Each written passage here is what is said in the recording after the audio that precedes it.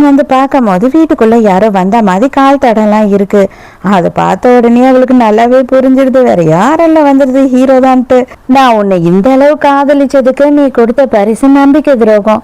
உனக்காக பூங்கொத்தோட எத்தனை மணி நேரம் அங்கே நின்றுட்டு இருந்தேன்னு உனக்கு தெரியுமா அப்படின்னு சொல்லி கேட்குறான். தயவு செஞ்சு என்னை மன்னிச்சுடு, அவனை காப்பாற்றுறதுக்கு எனக்கு வேற எந்த வழியும் தெரியல அப்படின்னு சொல்றா. எது தெரியுமோ தெரியாதோ எனக்கு ஒரு விஷயம் மட்டும் நல்லா தெரியும், நீ அவன் கூட தங்கி இல்லை இந்த ஒரு வாரமோ.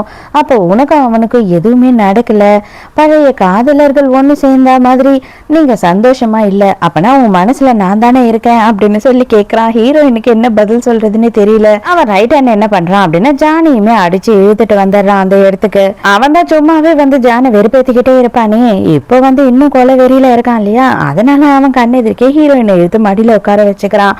தயவு செஞ்சு அவளை விடுடா அப்படின்னு சொல்லி ஜான் கத்துறான். அது ஏன்டா நான் அவளை விடணும், இவ என்னோட பொண்டாட்டி, இவளுக்கும் எனக்கும் எல்லாமே முடிஞ்சிடுச்சு, இதுல வந்து வைக்கப்படுறதுக்கு ஒண்ணுமே இல்லை அப்படி இப்படின்னு சொல்லிட்டு ஹீரோயினை பயங்கரமா டார்ச்சர் கொடுக்குறான். அது ஜானுக்கு அதுக்கு மேல எரிச்சலா இருக்கு. இவன் பண்றதெல்லாம் பார்க்கும்போது சும்மாவே ஹீரோ பேய் ஆட்டம் ஆடுவான், இவன் வேற இவ்வளவு பண்ணிட்டானே. கண்ணை எடுத்து டக்குன்னு ஹீரோயினோட கையை பிடிச்சி அவன் காலில் சுட்டுறான். அவ ஹீரோயின் அப்படி செம்ம ஷாக்ல இருக்கா.